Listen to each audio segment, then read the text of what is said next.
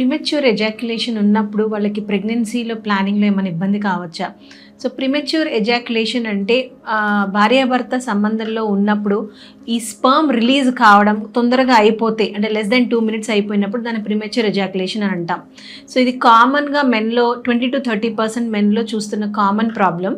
So దీనికి యూజువల్గా కారణాలు మెయిన్గా స్ట్రెస్ ఎక్కువగా ఉండడం వలన కానీ, లేదంటే ఇన్ఫెక్షన్ ఏమన్నా ఉన్నా కానీ, లేదా హార్మోనల్ ఇంబ్యాలెన్స్ ఏమన్నా ఉన్నా, లేదు అని అంటే కొంతవరకు ఏమైనా నర్వ్ డ్యామేజ్ కానీ అట్లాంటిది ఏమైనా అయినా కూడా ఈ ప్రాబ్లం చూస్తూ ఉంటాం.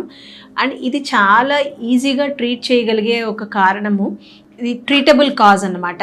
సో డెఫినెట్లీ దీనికి కొంతవరకు ట్రీట్మెంట్ అనేది మనము సైకలాజికల్ కౌన్సిలింగ్ తోటి, లేదంటే థెరపీస్ వల్ల దాంతో మనం ట్రీట్ చేయొచ్చు. ఒకవేళ వీళ్ళకి ప్రెగ్నెన్సీ ప్లానింగ్లో అంటే సంవత్సరం పాటు వాళ్ళు ట్రై చేసినా ఒకవేళ ప్రెగ్నెన్సీ రాకపోతే వాళ్ళు డెఫినెట్లీ ఇన్ఫర్టిలిటీ ట్రీట్మెంట్స్ ద్వారా, అంటే ఐయుఐ కానీ లేదా ఐవీఎఫ్ అవసరం పడితే వాళ్ళకి ఎగ్జామినేషన్ అదని చేసిన తర్వాత డెఫినెట్లీ వాళ్ళకి ప్రెగ్నెన్సీ ప్లానింగ్ అనేది చేసుకోవచ్చు. Thank you.